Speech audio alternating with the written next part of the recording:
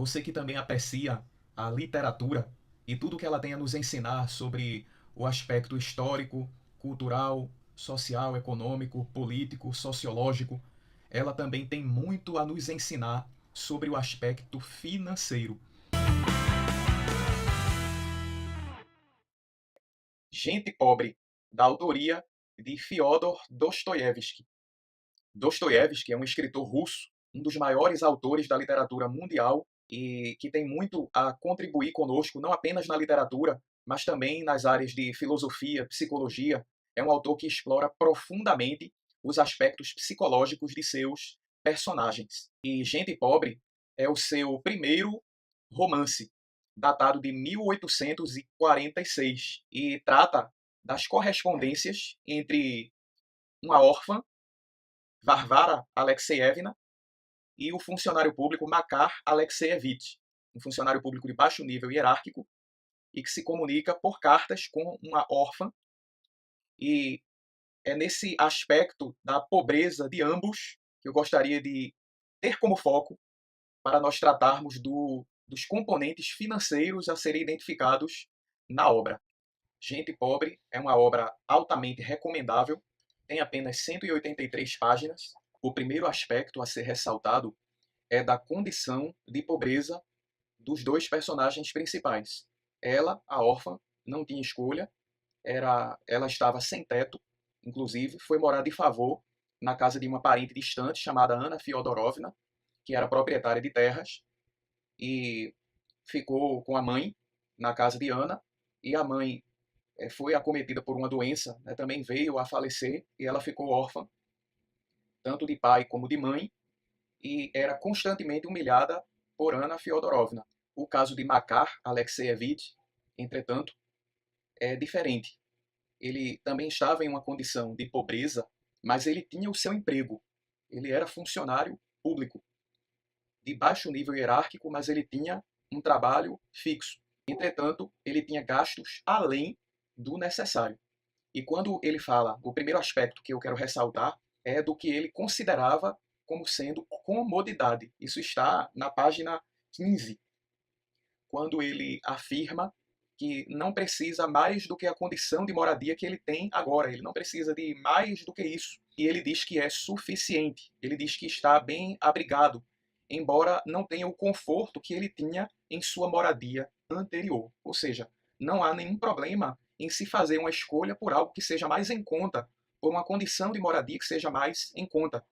Porém, ele ficou nessa condição por falta de equilíbrio. E quem mostra isso a ele é a própria Varvara Alexeyevna. Ela diz na página 18 que ela mostra que houve uma renúncia dele ao conforto.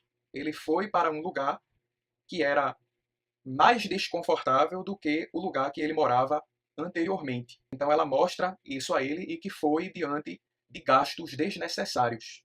Então ela não aprova o fato de ele ter ido morar num lugar pior do que o anterior por causa dela.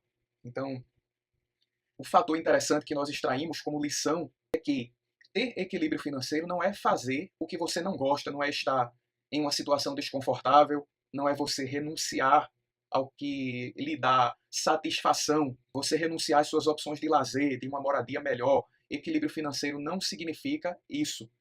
Pode ser que isso seja necessário, até como transição, mas o que mostra nessa narrativa, nessa parte, é que ele entrou nessa condição por falta de equilíbrio. Ele tem um trabalho. E o caso dela é expresso já na página 37. É uma condição de pobreza extrema. Ela não tinha mais onde morar. A família estava cheia de dívidas.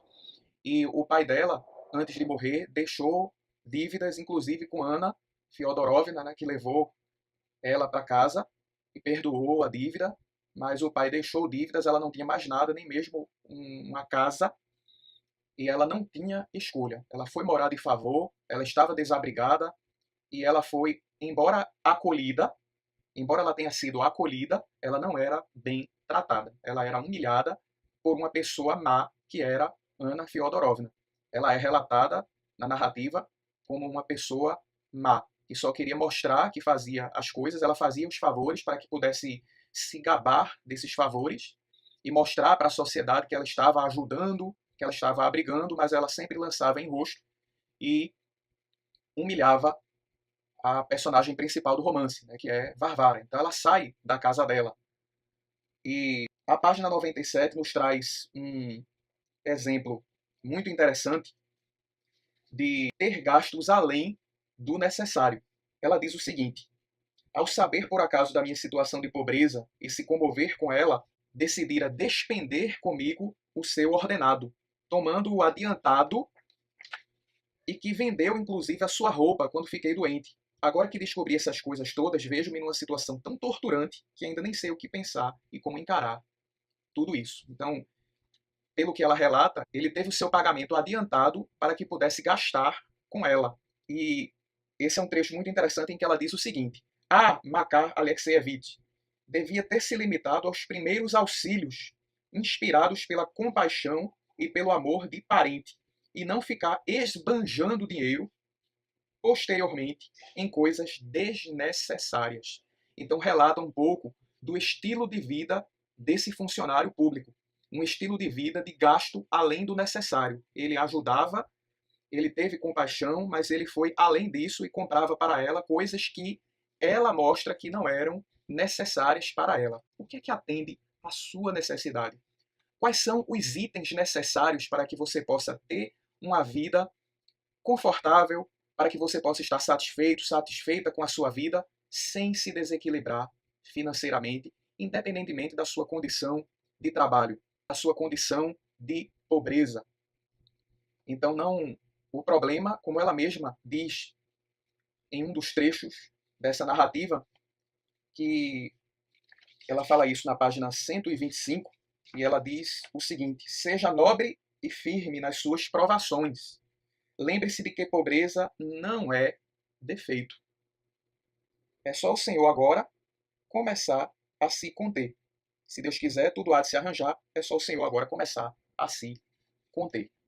Então ela tem essa filosofia, embora ela seja a mais pobre da situação. Embora ela estivesse numa situação de pobreza extrema, ela tem essa lição a nos passar. Essa personagem de Dostoiévski em Gente Pobre, a Varvara. E na página 107 há um fator interessante sobre empréstimos, sobre dívidas insustentáveis. Então não é o fato de você ter dívida, de você ter um financiamento. A questão é você ter dívida insustentável decorrente de empréstimo, porque chega a hora de pagar o empréstimo. E é isso que ela quer alertar. Ela, que é mais pobre, está alertando quanto a esse aspecto quando ela diz o seguinte: na página 107. O Senhor está querendo pedir dinheiro emprestado. Que Deus o livre de uma coisa dessas. Depois, quando for preciso devolver, será um sofrimento sem fim. Então ela nos leva a pensar nas consequências de se tomar um empréstimo, de se endividar. E ele vai atrás de um empréstimo, embora ele tenha tido o seu pagamento adiantado para ajudá-la, mesmo que fosse com coisas desnecessárias, mas ainda assim ele estava deixando de pagar o seu aluguel. Ele fala, né, do relacionamento com a sua senhoria, é um termo da época para quem era a proprietária dos quartos de aluguel. Era uma situação bem comum na Rússia nessa época, e Dostoiévski retrata isso nas suas principais obras, O Crime e Castigo, e também nesta. E ele tem esse estilo. Ele vai atrás de um empréstimo, e quando ele está fazendo o cálculo de como ele vai comprometer esse empréstimo, ele ainda assim não paga o essencial. Veja aí na página 118, eu estou destacando alguns trechos que você pode ver aí, você pode dar uma pausa para que você possa assimilar a ideia e observe bem a expressão que é utilizada, de não se pagar o essencial, de viver pela aparência, de dar valor apenas às coisas que as pessoas estão observando e não ao que é essencial para si. E quando ele está fazendo o cálculo de como ele vai comprometer o valor do empréstimo, ainda assim ele não quita com o que é essencial. Não paga o seu aluguel, e quando ele fala de despesas pessoais, ele ainda relata comprar coisas que até mesmo alimentam um vício. Ele fala de tabaco, Em algumas situações ele também se embriaga, então ele também alimenta os seus vícios, com que está sendo comprometida a sua renda. Por fim, nós observamos mais algumas características, no caso dele, de imediatismo. Veja aí nas páginas 147 e 148 que ele começa a relatar, e eu gostaria de destacar esses pontos, na própria obra. Ele diz o seguinte: envio-lhe 45 rublos em nota, 20 estou dando à senhoria e 35 deixo para mim. Nesse caso, ele teve uma ajuda do seu chefe no trabalho. E daí ele conseguiu mais do que o que ele poderia obter no empréstimo. Ele não conseguiu o empréstimo. E então ele diz: 20 estou dando à senhoria e 35 deixo para mim. Com 20 ponho a roupa em ordem e 15 deixo para as despesas do dia a dia. Então veja o imediatismo. Ele não fala de poupança, ele não fala de guardar o dinheiro. Ele não pensa nisso. Ele está sendo imediatista.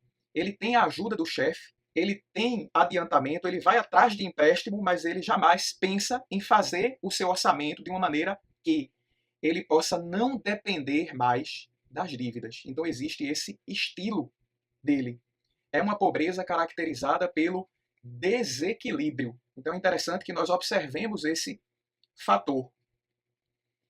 Ele fala em um determinado trecho da obra em trabalhar para que possa ter uma renda extra, um trabalho extra para que ele possa conseguir pagar o empréstimo, mas ele não fala de obter esse trabalho para evitar de tomar o empréstimo. Então é uma grande lição que Dostoiévski nos traz com os estilos desses personagens, com o que está no aspecto psicológico, comportamental. Então nós precisamos refletir sobre isso. E quem alerta em relação a esse aspecto, quem dá a orientação, é a que é mais pobre. Então observe o conselho, a orientação, vamos dizer até uma consultoria daquela que é a mais pobre, daquela que não tem escolha, daquela que está na situação de pobreza extrema.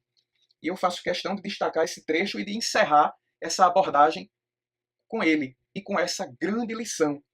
Ela diz o seguinte: pelo amor de Deus, não volte a gastar com coisas inúteis. Procure viver tranquilo, com toda a modéstia possível. E a partir de agora comece a pôr sempre de lado um dinheirinho que seja, para que, numa hora de infelicidade, não torne a ser pego desprevenido. E ela ainda diz mais à frente: para que nos enviou tanto dinheiro, Makar Alexeyevich? Não precisamos absolutamente. Estamos satisfeitas com o que temos. Então, ela se refere a ela e a companheira que ela tinha, que fazia serviços para ela, que arranjava trabalhos para ela, trabalhos extras. E ela diz que estão satisfeitas com a condição que já tem. Então, ela orienta o funcionário público, que tem o seu trabalho fixo, a guardar o que é necessário para que ele não seja pego desprevenido, como ele foi nas situações que vêm sendo relatadas. E ele vai observando as condições de outras pessoas piores do que as dele, e ele poderia ter escolhido ter uma situação melhor sem deixar de ajudá-la, mas ele se desequilibra. Ele entra nesse estilo de vida de gastos além dos ganhos. Então, essas são as lições que nós podemos tirar dessa obra Gente Pobre de Dostoiévski.